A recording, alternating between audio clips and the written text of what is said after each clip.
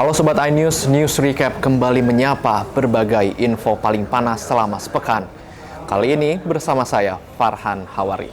Kasus suami korban jambret yang menjadi tersangka di Sleman, Yogyakarta, minggu ini benar-benar menyita perhatian netizen. Bahkan kasus ini juga mendapat perhatian serius dari Komisi 3 DPR RI. Hogi Minoya menjadi tersangka setelah mengejar penjambret. Dalam pengejaran, penjambret tewas menabrak tembok. Polres Sleman bersikeras menetap Hogi Minoya menjadi tersangka. Bahkan berkas perkara sudah dilimpahkan ke Kejaksaan Negeri Sleman. Sementara itu, dalam keterangan di depan Komisi 3 DPR diketahui adanya permintaan uang dari kuasa hukum penjambret kepada tersangka. Kasus pria mengejar jambret hingga pelaku tewas kecelakaan di Sleman, Yogyakarta berbuntut panjang. Beberapa bulan usai kejadian, suami korban jambret malah ditetapkan sebagai tersangka kasus kecelakaan lalu lintas. Sang suami dijadikan tahanan kota dan kasusnya telah dilimpahkan ke kejaksaan. Sang istri mengaku kecewa lantaran aksi sang suami semata untuk melindungi dari pelaku jambret. Kapolresta Sleman, Kombes Pol Edi Stianto menyatakan penetapan tersangka berdasarkan gelar perkara, hasil olah TKP, dan pemeriksaan saksi. Sebelumnya, April lalu, 2 jambret mengambil tas milik Arsita Minaya, warga Kalasan Sleman yang tengah berkendara motor.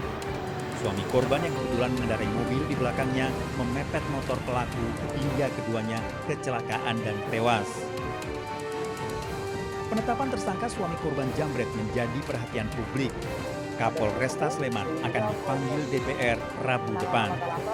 Karena kan si Pak Hogi ini tidak menabrak, tapi mengejar si jambret tersebut.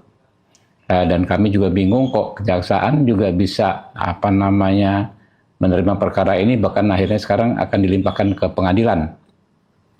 Kami berharap Pak Hogi bisa mendapatkan keadilan dan kami akan memantau jalannya peradilan tersebut. Ya. Kasus Hogi Minaya, tersangka kecelakaan lalu lintas karena menabrak orang yang menjambret istrinya, masih terus bergulir. Meski telah dilakukan upaya restoratif justice oleh Kejaksaan Negeri Sleman, status tersangka Hogi Minaya belum dicabut karena masih menunggu perdamaian kedua pihak. Polisi menyebut Hogi Minaya dijadikan tersangka karena tidak ditemukan perdamaian saat proses di kepolisian. Proses hukum akhirnya berjalan setelah penyidik meminta keterangan saksi dan memeriksa bukti CCTV serta keterangan dari ahli UGM. Polisi menyatakan apa yang dilakukan Hogi Minaya menabrak korban bukan pembelaan seimbang, melainkan pembelaan terpaksa yang melampaui batas atau nutwir eksis.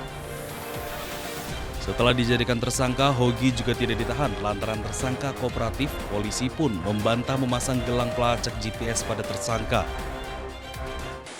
Selama proses penyidikan, Satlantas Polresta Sleman tidak melakukan penahanan. Ya, apalagi tadi ada yang menyampaikan GPS, yaitu kita tidak melakukan itu. Nah, karena selama proses penahanan sampai dengan tahap 2 kita tidak melakukan penahanan. Jadi yang memasang GPS itu dari mana? Kita nggak tahu, yang jelas bukan dari kepolisian. Polisi menambahkan pihaknya sudah membuka ruang mediasi melalui restoratif justice di kepolisian sebelum menetapkan tersangka, namun gagal tercapai kesepakatan. Sudah datang ke Komisi 3 DPR. Ketua Komisi 3 DPR Habibur Rahman dengan lantang menyebut penegakan hukum di Sleman bermasalah.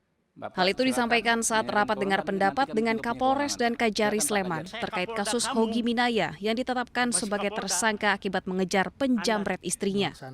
Ia juga menyebut proses penanganan hukum di Sleman membuat publik marah dan Komisi 3 kecewa. Komisi 3 secara tegas meminta perkara Hogi Minaya dihentikan sesuai dengan ketentuan KUHP baru. Surat rekomendasi penghentian perkara itu sudah ditandatangani dan segera dijadikan dasar untuk menghentikan penuntutan terhadap Hogi Minaya. Dan terhadap peristiwa tersebut tidak layak untuk dinyatakan sebagai peristiwa pidana. Karena itu tadi kami membuat kesimpulan meminta agar perkara ini dihentikan. Jadi bukan RJ ya, dihentikan berdasarkan pasal dalam KUHP baru pasal 65 yang mengatur huruf M yang mengatur kejaksaan, ini kan di penuntutan ya, kejaksaan bisa menghentikan perkara demi kepentingan hukum, ya. Jadi saya pagi-pagi alhamdulillah sudah bisa berkomunikasi dengan abang saya, Pak Jampidum, Bapak Asep, ya kan. Beliau juga setuju tadi pagi terhadap peristiwa ini untuk dihentikan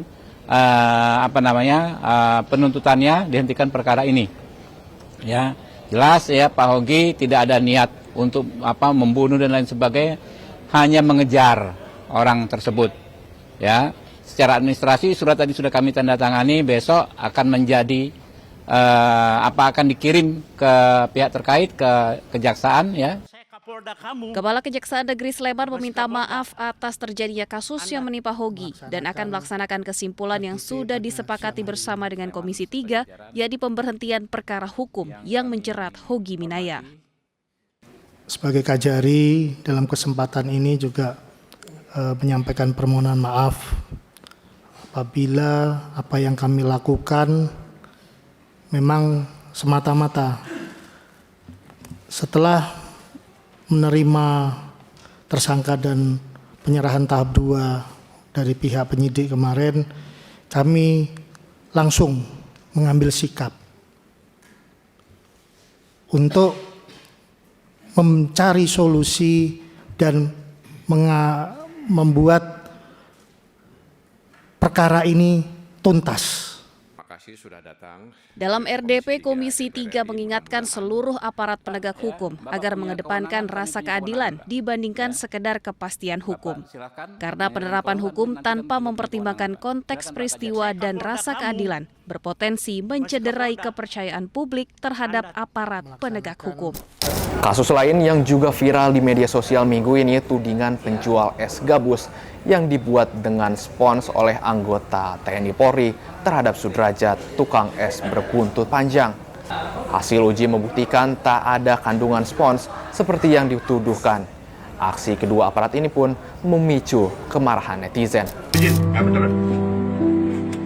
Yang motor biar kamu ya, jangan anak kecil ya, kasihan. Video tuduhan pedagang es kue jadul terbuat dari spons ini tengah viral. Korban dipaksa memakan seluruh dagangannya yang dianggap berbahaya karena terbuat dari bahan spons. Bahkan kedua oknum Babin Kamtipmas juga membakar es kue di tangannya. Tak hanya itu, korban Sudrajat juga mengaku sempat mengalami penganiayaan. Kita 5 orang, ET-nya, RW-nya, lurahnya. Iya, jadi gampang ditonjok semua, ditendang. Ditanya sama dia. Apa gimana nanyanya itu, Pak? Ini dari mana? Saya bilang dari orang Depok. Kok esnya begini banget? Korban mengaku kejadian ini terjadi Sabtu lalu saat ada 5 orang datang menghampirinya dan mempertanyakan asal-usul dan bahan es kue yang dijual. Dan akibat kejadian ini, korban dipecat karena 150 es yang dibawa rusak dan tak bisa dijual.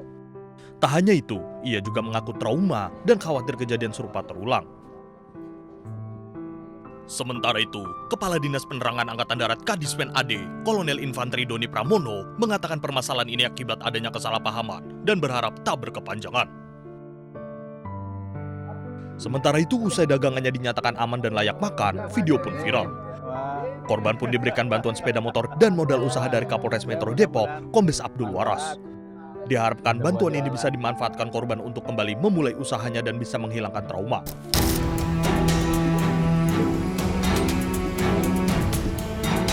Rumah Sudrajat, penjual es yang viral karena dituding menjual es dengan bahan makanan berbahaya di kawasan Citayam, Kabupaten Bogor, saat ini tengah direnovasi oleh pemerintah setempat.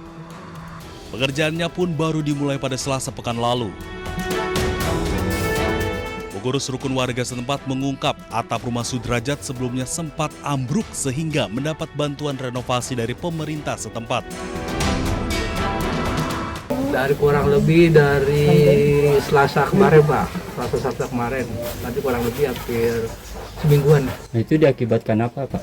Rumahnya lapuk, Pak. Emang lapuk ya? Nah, bangunannya sudah agak lapuk, kayu-kayunya. Kebetulan dana dari desa turun, Pak. Alhamdulillah.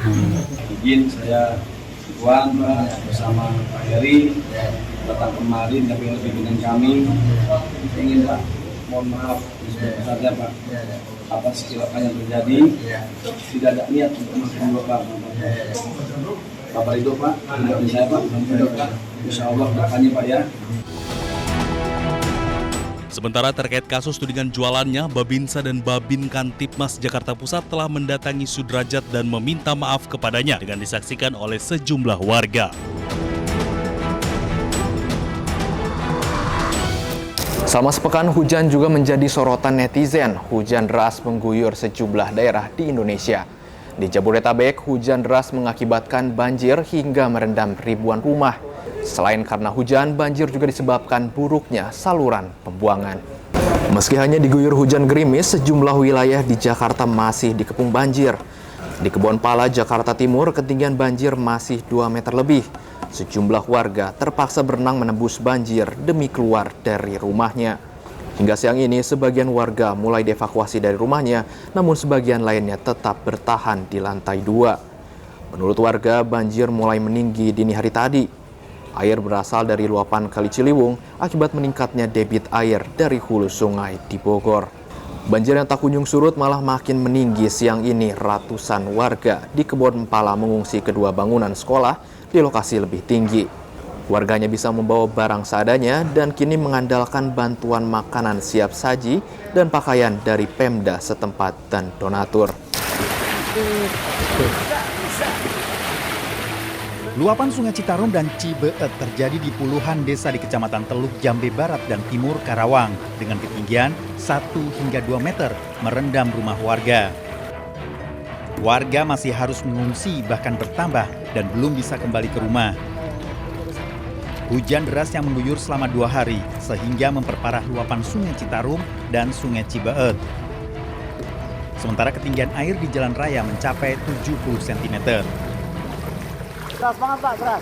Ini banjir yang 2 pekan ini udah 3 kali berarti ya? Yang ini 3 kali ya? 3 kali.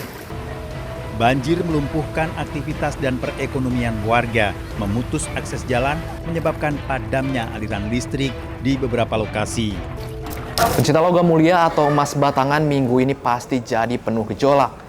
Bayangin Sobat iNews, di hari Rabu dan Kamis lalu, harga emas melonjak mencapai lebih dari Rp170.000. Meski sempat turun, kini harga emas sudah menyentuh Rp3.120.000 per gram. Kenaikan harga emas pada minggu ini disebut-sebut kenaikan tertinggi dalam 10 tahun terakhir. Informasi ini sekaligus menutup news recap minggu ini. Jangan lupa Sobat iNews, kami tunggu like dan komennya. Saya Farhan Hawari, sampai jumpa.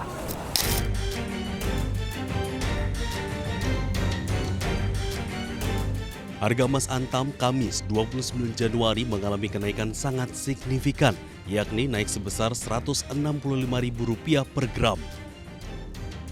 Harganya kini mencetak rekor tertinggi, yakni menembus Rp3.168.000 per gramnya. Sejak tahun lalu, harga emas Antam mulai merangkak naik. Kenaikan signifikan terjadi pada Oktober tahun lalu, di mana 1 gram logam mulia mencapai Rp2,3 juta lebih per gram. Awal tahun ini, kilau emas semakin tak terkejar. Sejak hari Rabu, 1 gram emas tembus Rp3 juta.